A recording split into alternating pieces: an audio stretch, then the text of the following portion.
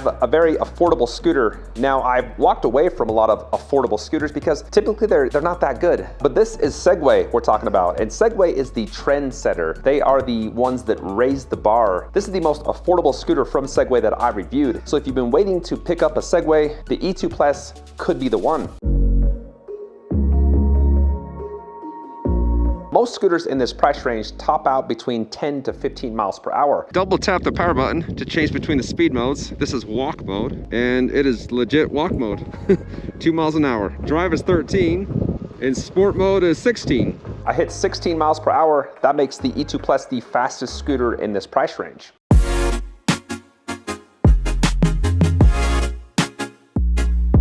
Well, it's time to check out the power off the line. From a standstill, hitting the throttle, nothing works. A small kick, and woo, there we go, wow. It's actually got a better acceleration than I was thinking. There's 10, 13, come back here, UPS.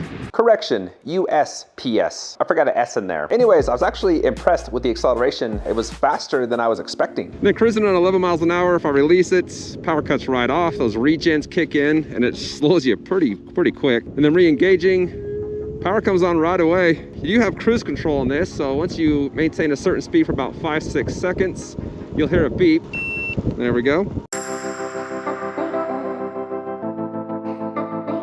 This test is the most important test for a scooter in this class because most brands, if they approach anything other than completely and totally flat, they slow down to a crawl. Now, the Segway Max has the best hill climbing ability in that price range. Let's see if the E2 Plus has the best hill climbing ability in this price range. Got a 7% grade hill in front of me, about a block long. I got a full charge, hitting it at 12 miles per hour. I will be impressed if I can make it up this. I really will. 7.6, it's dropping pretty quick. I'm gonna need to help it. Yeah. All right.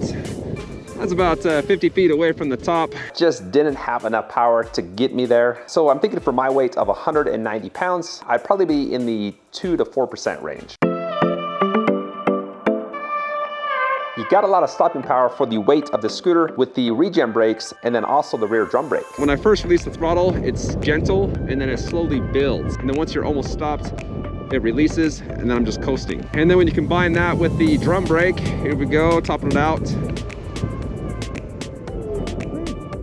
Didn't have any tire skid. Stopped about 20 feet from going 16 miles an hour.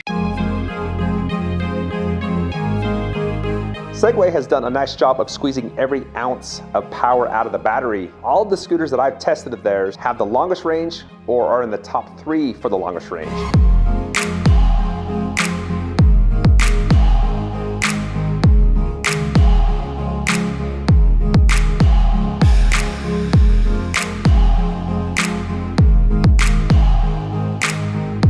That wraps up the range test. My app recorded 8.38 miles with 142 feet of elevation gain. 8.5 isn't bad. I think this is more designed for smaller riders. 190-pound rider, 8.5 miles, I'm okay with that. If you're a smaller rider, they say you can get up to 16 miles.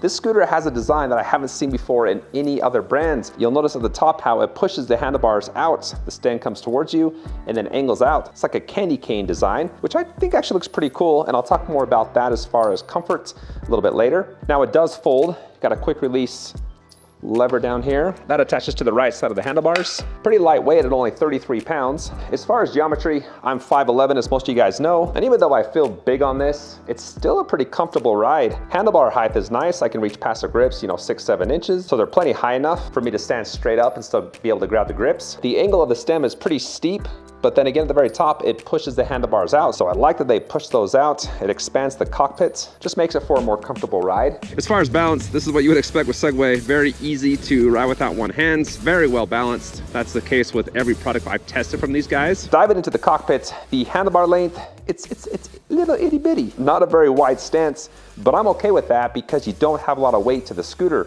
It's very narrow, it's slim, and so the handlebar length actually matches the frame. Handling is what you would expect for a lightweight scooter. Light and easy. I think they really designed this for smaller and lightweight riders. You know, this is something that you might get your kids. The handling would probably be better for them than it would for me, being a little bit taller and bigger. The overall feel, you know, things like noises, vibrations, things like that, there's just nothing. It feels much more expensive than it actually is. Moving on to the grips, those are standard Segway grips. Seen those on every one of their scooters. They're textured, they don't move, they feel nice. I like the design of the deck that is one single piece. It just looks sleek, looks nice. You're not gonna have a huge deck for something like this. You really don't need like a super wide stance.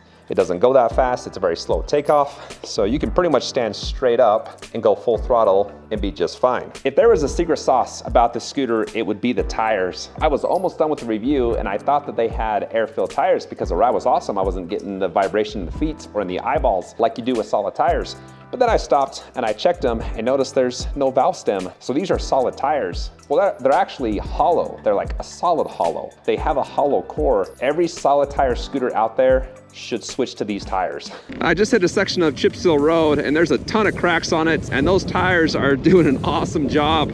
I can feel a little bit of vibration, but not nearly as much as I thought I was going to. You can easily ride roads like this and your feet wouldn't go numb as you put the miles on. Moving on to the LCD screen, hit the power button once to turn on the headlights. Then with each Segway, it does have an app, so I've already got it connected. Shows you how far you went, the battery life, total odometer, and then you got cruise mode, energy recovery. You can set that to weak, medium, and strong. Those are your regen brakes. You can also change the starting speed, so how much of a kick, how fast you need to be going before the power comes on. That's set to 3, 4, or 5 kilometers. Then you got lighting effects, so tail light settings, flash from braking or braking headlights, and then the glow lights. A lot of stuff you can do here, breathing lights, flowing lights, rainbow lights. If you get bored of what lights are on there, then you got options to change that. And then in the app, you can turn off those lights. As far as riding this in the weather, in bad conditions, it's got an IPX4 waterproof rating, a 1-year warranty, and free shipping in the lower 48.